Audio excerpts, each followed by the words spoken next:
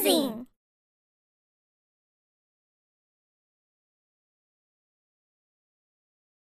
Selamat datang di Pojok Santai. Sebelum Anda mendengarkan audiobook ini, kami menginformasikan bahwa channel ini adalah review audio dari buku yang ada di Indonesia. Untuk membaca keseluruhan buku ini, kami menyarankan membeli buku aslinya di toko buku kesayangan Anda, baik offline maupun online. Keberadaan channel ini dimaksudkan untuk membantu Anda mendapatkan pengetahuan dari buku-buku kesayangan Anda. Jangan lupa untuk subscribe, like, dan komen.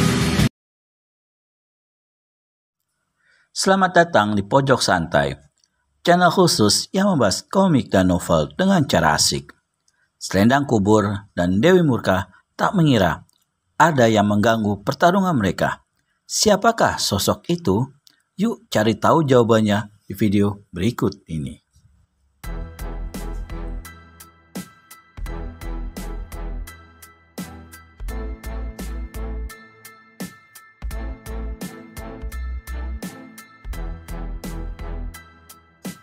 Namun sebelum tangan itu sempat bergerak, melancarkan pukulan tenaga dalamnya, selendang putih berkelebat dengan cepatnya bagai hembusan angin di siang hari bolong. Sret! Kain selendang menjerat lengan Pujangga Keramat. Kuat dan erat sekali lilitan kain selendang itu.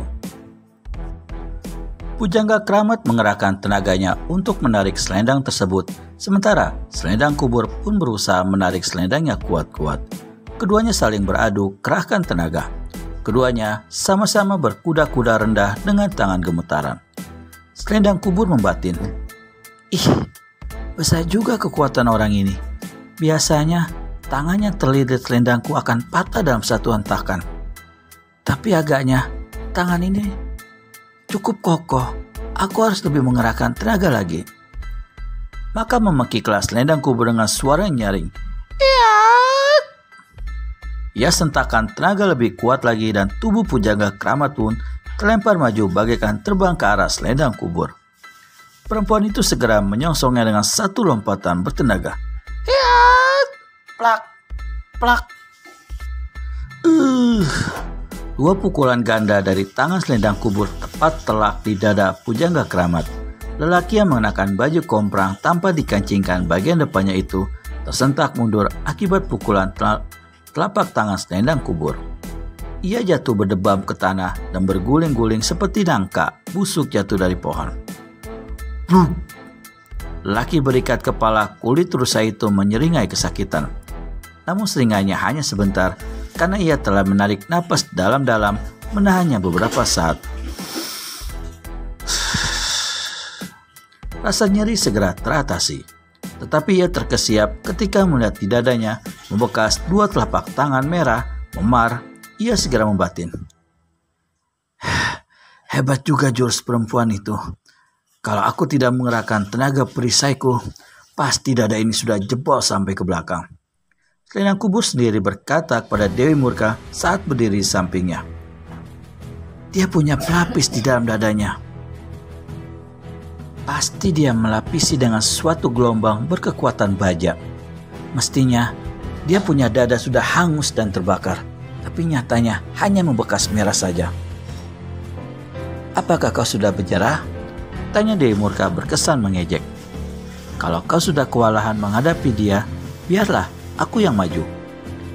Selendang Kubur tak pernah mengenal kata menyerah. Geram Selendang Kubur yang punya nama asli Larasati.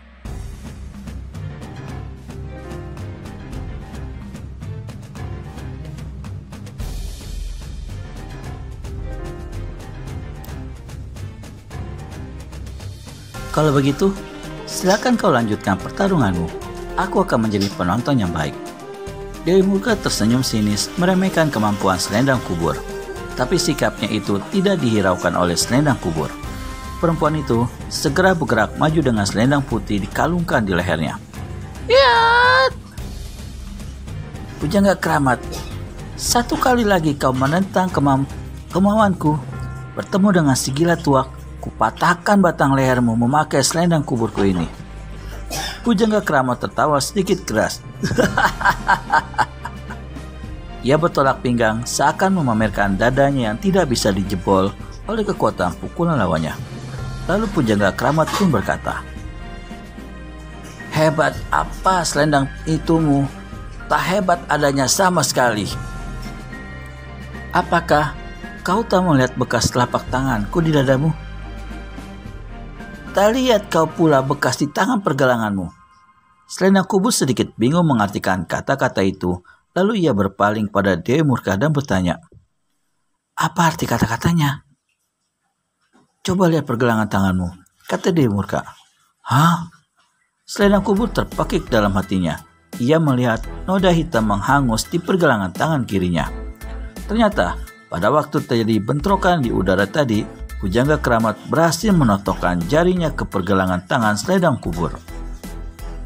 Tetapi totokan itu tidak mengenai jalan darah, sehingga tidak mengakibatkan apa-apa kecuali bekas hangus biru kehitam-hitaman pada kulit yang kuning langsat itu.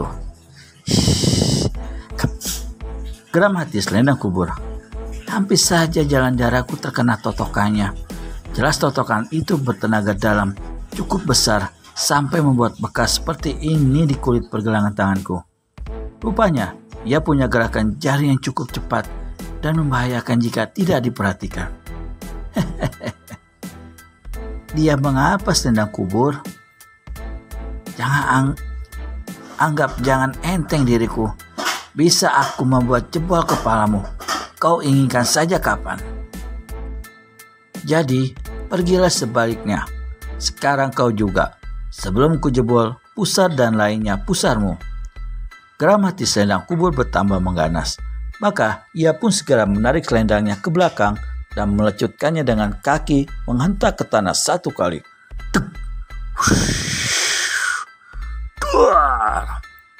Ujung selendang memercikan api.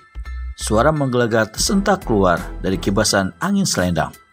Tubuh lelaki bergelang, akar bahar terpental terbang dan jatuh hampir mencapai tepian tebing sungai.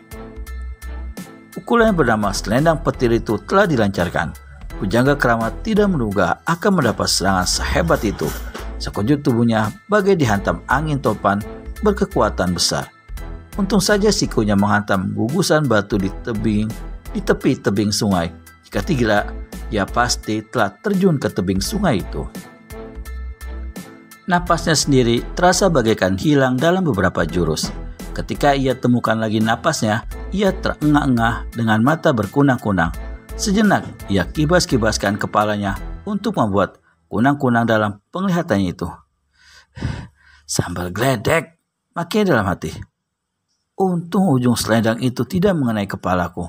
Kalau saja tepat mengenai kepalaku, pasti kepalaku hancur disambar ekor petir yang keluar dari ujung selendang itu. Pusing juga kepalaku jadinya.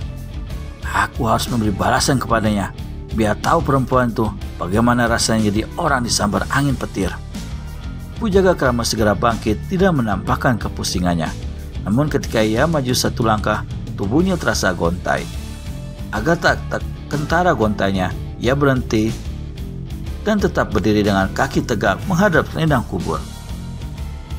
Sementara itu, Selendang Kubur pun mempunyai kecamuk batin. Orang ini manusia apa banteng? Mestinya ia terluka dalam dan tak sadarkan diri. Setidaknya rambutnya terbakar atau pakaiannya terbakar oleh percikan api dari pukulan selendang petirku tadi. Tapi kenyataannya ia dalam keadaan utuh. Berarti ia cukup mampu melapisi dirinya dengan kekuatan tenaga dalam yang cukup tinggi juga rupanya. Dari arah belakang terdengar Dewi Murka berkata merendahkan ilmu yang digunakan Selendang Kubur. Kau ini mau bertarung apa menari? Sejak tadi tak ada hasilnya sama sekali. Buang-buang waktu saja. Diamlah kau, sentas Selendang Kubur tanpa memandang Dewi Murka. Sudah, minggirlah, biar aku yang maju. Kau belajar dari jurus-jurusku dalam merubuhkan lawan seperti dia. Selendang Kubur tidak mau mundur. Ia tidak memperdulikan kata-kata Dewi Murka. Ia bahkan maju 2 langkah dengan memutar-mutarkan kain selendangnya di atas kepala. Pujangga Keramat meletakkan kedua tangannya ke belakang kepala. Dari sana, kedua tangannya mengeras. dan hanya 2 jari di masing-masing tangannya mengembang lurus.